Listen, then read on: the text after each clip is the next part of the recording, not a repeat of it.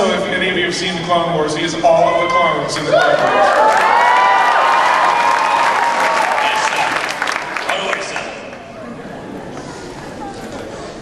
I'll have you know my son now wants to be you when he grows up. My son down there has decided that's a valid career choice. It is. Watch lots of monster movies and cartoons and play video games. Lots of them. Oh, great. We should probably have everybody do their voices for you so we can sort of identify everyone. All the way down to the end is Olivia Olson, who plays Vanessa Doofenshmirtz. Give us a little Vanessa. What's a good Vanessa line? Dad. That's basically all she says. I don't have a tagline, I'm sorry. She gives me a lot of whatevers in this show. Whatever. There you go. And Olivia was, if anybody has seen the movie Love Actually, she was the little 7, how old were you, 10? 7? I was 9. 9-year-old girl who sings the Mariah Carey song at the end of Love Actually.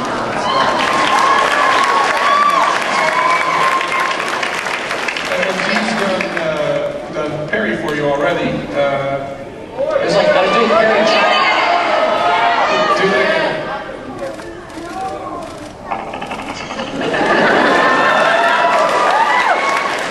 It takes a Herculean effort to make that sound, actually. It's very difficult for me and painful, but I do it for you today.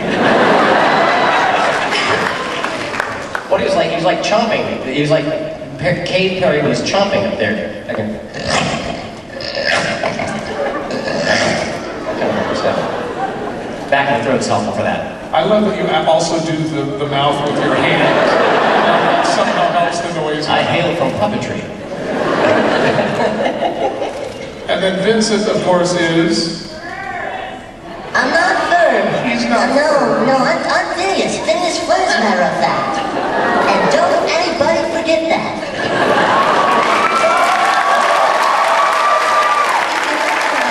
My head is the shape of a Dorito. And the lovely and talented Ashley Tisdale, who has really made the show. Yeah. Can you give us a little Mom, Phineas and Ferb? Mom, Phineas and Ferb are at Comic-Con. Everything that you do is the maniacal laugh. We just have you do that even when it comes out different every time. It does come out wonderfully weird. It's like... It's so hard with all of you guys here doing it. Everybody's looking back just for a second. Look over there! It's like, I can't do it, it's so weird. I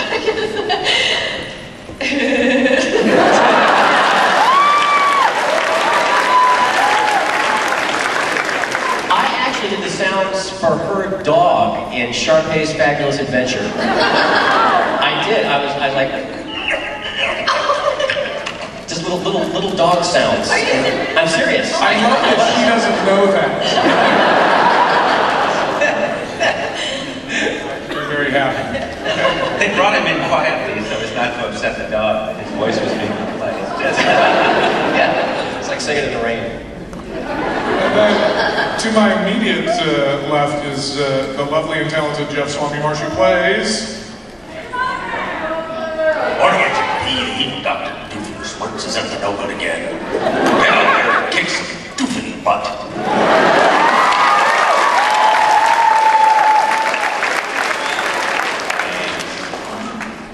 And I, of course, am Dr. Heinz Doofenshmirtz.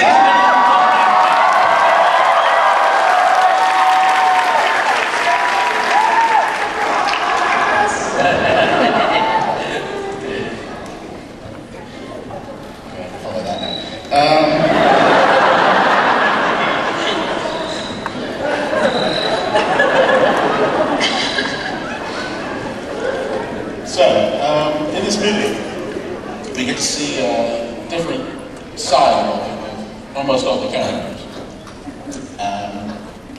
What kind of challenges did you guys face coming up with different ways of expressing the character? One of the biggest things was the story that we have for Phineas is emotionally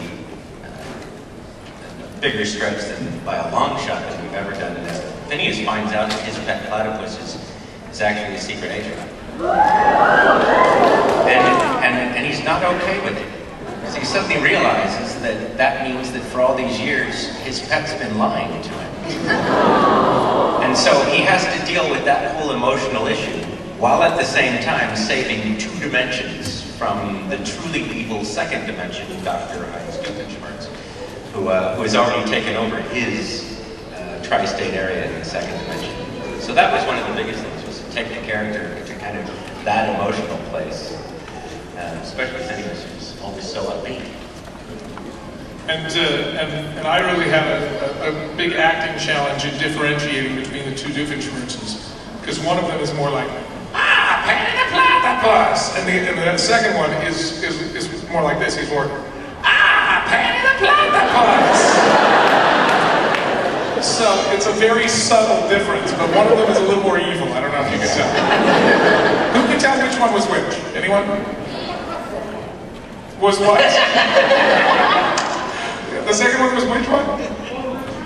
Hey! He got it right. That's not If you had said first, I would have said you got it right, too. Yes.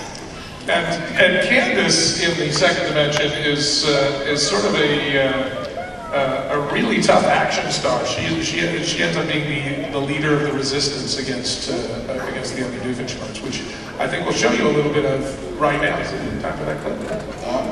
Okay. Did you guys cue it back? Okay. So what has happened in this clip is that they are. The boys have gone through into this other dimension with Perry. They found out that he's a secret agent, and they're now they've been captured by the truly evil Doofenshmirtz. You'll know him because he's got an eye patch and a goatee, and he wears black. That makes him evil. And he's got a so scar. everyone with a goatee is evil. He's got a scar right here across the side of his face that actually goes over the eye patch. So whatever happened to him happened after he lost this eye. But he's captured them, and he has committed them all to their doom, including Doofenshmirtz and Candace from our dimension. And just prior to this, they were with the Phineas and Ferb from the second dimension and the Candace from the second dimension.